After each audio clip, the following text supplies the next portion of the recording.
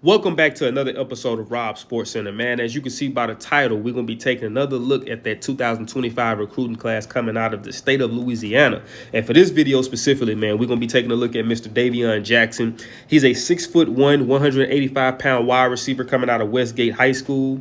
24/7 Sports has him ranked as a 3-star recruit with a 89 player rating. So he's committed to Mississippi State, if I didn't state that previously, but he also had college offers from the likes of UTSA, Arkansas State, Houston, ULL, that's University Louisiana Lafayette, for those who may not know, Miami, and Ole Miss. So Gabe Brooks gave a brief breakdown of his high school athletic background. Surprised he don't play basketball, especially by him being 6'1". He also runs track and finished 5th as a junior with a win aided 10.7 in the Louisiana 4A 100-meter finals. He also ran win legal times of 10.7 and 10.9 in spring 2024. Member of Westgate's 4A Regional 2 Championship winning 4x100 relay. That was from Mr. Gabe Brooks. And Mr. Gabe Brooks also usually does like a player evaluation for the players. I think that he was mostly doing that for like the top players that might have been like the top 10 or maybe even the top 12. So, but now I've started doing my own evaluations to kind of piggyback off of his. So we're going to jump into my evaluation now.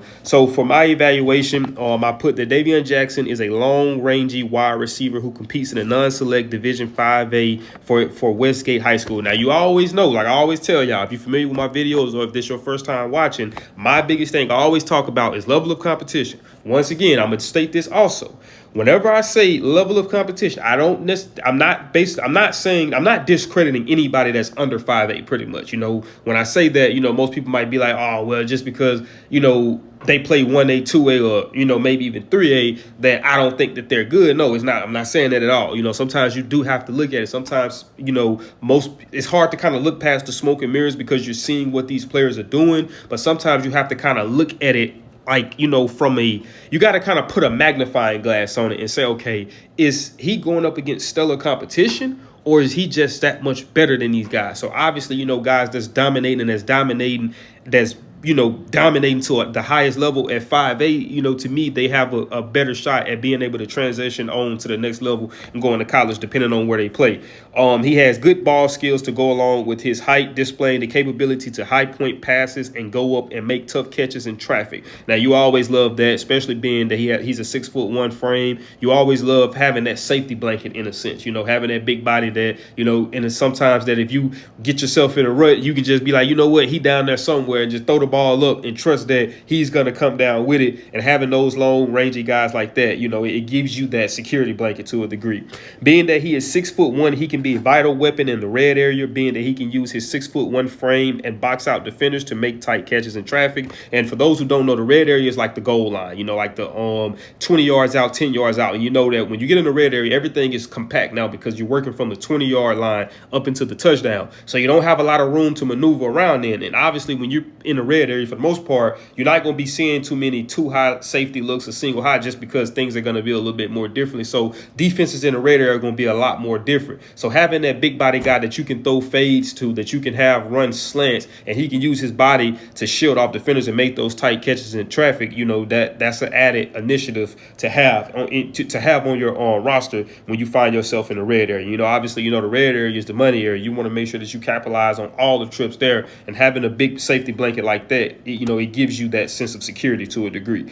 He shows that he also adds value to the offense without him having the ball in his hand, sticking his nose in there and making blocks, whether it is in the run game or another player running after the catch. That's something I always talk about. One of the things you always hear me talk about is versatility when I'm talking about players. And for any of the young players that's out here watching this, a lot of times you guys focus so much on what you're doing with the ball in your hands, and that is important, true enough. Don't get me wrong. Obviously, what you're doing with the ball in your hands a lot of times is, equating to what goes on the scoreboard or what goes on in the box score in terms of positive yardage. But you also can find other ways to contribute. So if you are a wide receiver, listening to a lot of scouts and looking at a lot of scouts, they always talk about how can you affect the game without the ball in your hand. So do you block in the run game? When your guys are making catches, are you making blocks down the field to try to, add on that yardage, to try to, contribute to that? If you got a quarterback who may be mobile, who takes off scrambling, are you able to make blocks down the field to give him him those extra yards to put you guys in a better position. So those are things that scouts look for. So just,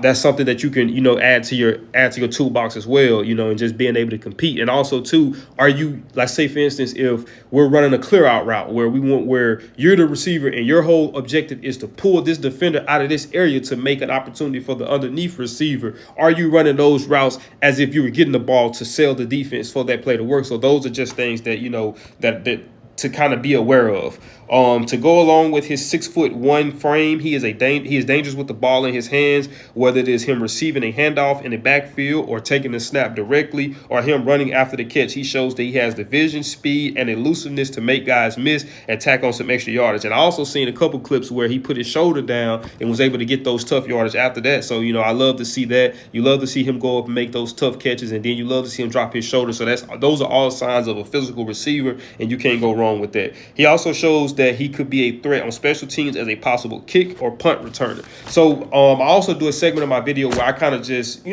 talk about what makes a good player, like a good quarterback or a good running back. So for this video specifically, we're going to talk about what makes a good wide receiver. And I kind of put like a brief description or a brief rundown, and I kind of just touch on points as I give that description. So a good wide receiver has a combination of speed, agility, and ball skills, which he does possess all three. He has speed, he has agility. Like I said, he's very elusive with the ball in his hands, and he has ball skills to go over and make those tough catches. They also need to be able to adjust to different situations, such as catching the ball in a crowd or making quick cuts. Catching in the crowd and even making quick cuts, those are also aspects that contributes to the red area too, because like I said, running that 1 yard slant, that 2 yard slant to get the ball in your hand at a very quick pace when you're trying to, when you have that little area of you separating off the line from a corner and you're trying to get the ball, they're trying to get the ball to you before the safety or the linebacker can drive and try to make a play or even possibly put a hit on you. The quicker you can separate, the quicker the quarterback can get the ball to you. So those are also added things things that can make a good receiver as well. Ball skills, they need to be able to catch the ball in a crowd, limit drops, and have a large catch radius. Now, obviously, the bigger guys like him, 6'1", 6'2", 6'3", 6'4", and above, obviously are going to have larger catch radiuses. Now, the thing is, in terms of hands, now, obviously nobody's going to put their drops in their huddle. They're only going to put the good plays. So we would have to dive into film deeply just to see how sure-handed of a receiver he is. I mean, when I look at him, he don't really catch the ball with his body. Most of the time he's catching it with his hands, and that's a sign of he has good hands, but then that's also a sign that he's confident in his hands as well. Route running, they need to have a sense of space and direction. They need to be able to set up defenders. They need to have fluid footwork. Now, that's one aspect that I wish that I could have seen a little bit more of is his route running. Obviously, we see him running after the catch. We see him going up and making catches, but we just don't see him lining up on the outside and saying, hey, I'm better than you, and running a slant, running a hitch, or just running a route tree completely. So like I said, once again, that's probably one of those things where we'll probably have to go and dive deep into film to kind of get a look at that.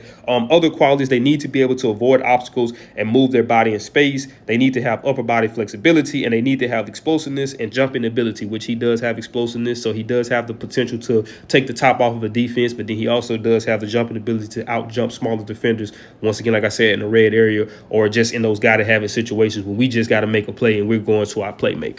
But man, that is it for this video, man. If you're a Mississippi State fan, man, I'm curious to hear you guys' take on this. Let me know what y'all think. Do y'all think that he's going to have an immediate impact with you guys? Do you think that he's going to see some time as a true freshman, or do you think it might take him a little time to develop? So let me know what you think about that in the comment section. But man, if you did enjoy this video and you enjoy any other content similar to this or sports related that's on my channel, man, make sure for this video specifically, you smash that thumbs up button. Also, but man, make sure you subscribe. And when you subscribe, make sure that you got my notification bell on that way you be notified every time I drop, man. So you don't want to miss an upload. And I'll see y'all in the next video.